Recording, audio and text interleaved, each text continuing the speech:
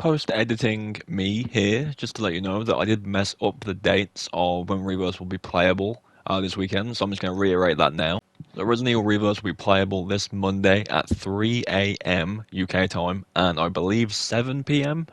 in the Pacific. I completely got the dates mixed up, that's on my part, so if you do hear me say Saturdays and Sundays and stuff, ignore that. It is Monday, 3 a.m. and Sunday, 7 p.m.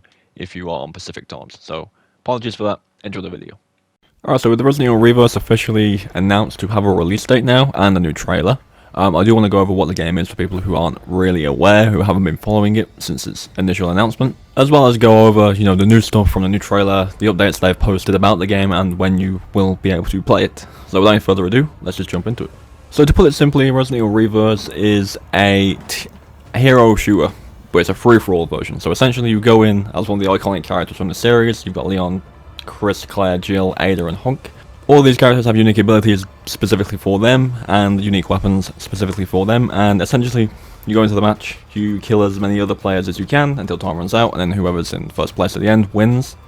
Though there is a twist. Throughout the arenas there is these bioweapon capsules, and depending on how many you pick up, I believe you can hold 3 maximum, but depending on how many you pick up before you die, you'll come back as a certain bioweapon. So the named ones in the game at the moment are Jack Baker, Nemesis, and Mr. X. And there is a molded version, as well as the little hunter chicken versions, the little things.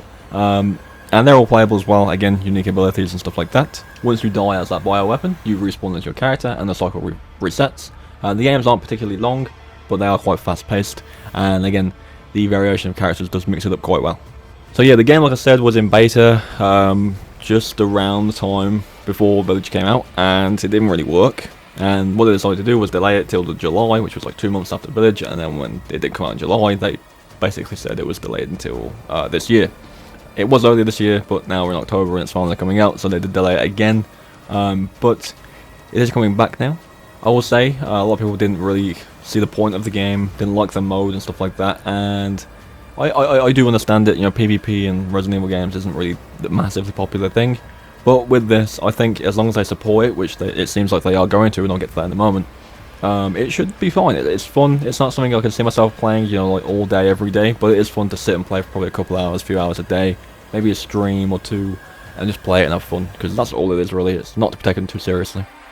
In terms of my personal experience with the beta, the connection wasn't great, and to be honest, some of the characters were fairly unbalanced, so hopefully they've kind of took the time to look at characters and kind of make everyone as evenly balanced as they can for launch, and it should be fine then, as long as the connection's fine, and the characters are balanced, and they support the game. I'm sure it will probably do quite well for what it is. Let's be honest, the Resident Evil Resistance was the last multiplayer game, although that is a different type of genre completely. But that game itself did have a very, prominent player base. I actually quite enjoyed it when I played it too, so I see no reason why this one can't do just as well as that one. So now the brief explanation of the game itself is out of the way.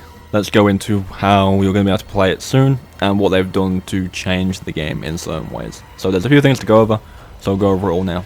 So in terms of playable, and when you can play the game, if you own Resident Evil Village already, it is playable from this coming Sunday or Saturday, depending on your time zone. I believe it's 3 a.m. UK time on Sunday, which is way too early in the morning. I won't be playing it when it immediately goes live, but I'll be playing it on Sunday.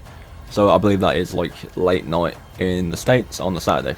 So this weekend it's playable, which is awesome. And that is an early access period for owners of Village. That runs until Wednesday, I think, and it goes down for like the day, 2 days-ish before the Gold Edition launches, and when the DLC comes out for the main game, Reverse will reopen its servers, and it'll be open to everybody who has access to the game. Alright, so straight out of the gate, let's look at the new stuff. A lot's been added since the initial delay, and some of it I was actually kind of correct about. So we've got the Resident Evil 7 Baker Estate map coming. We've got Hound Wolf Squad from Resident Evil Village as playable characters, as well as the Village version of Chris, and some Lycan enemies as well, which is really cool. In terms of the gameplay, I think it's relatively the same. It seems like there might be a co-op mode coming as well, which is pretty cool. So that'll definitely be something to definitely check out. RPD map returns. There's a village map, like I said. Obviously, Hound Wolf Squad, as you can see, have their own unique abilities, like every other character in the game, which is awesome. Resident Evil 7 version of Chris is also still present, so it's probably a skin, or maybe it's 2 versions. I'm not too sure yet.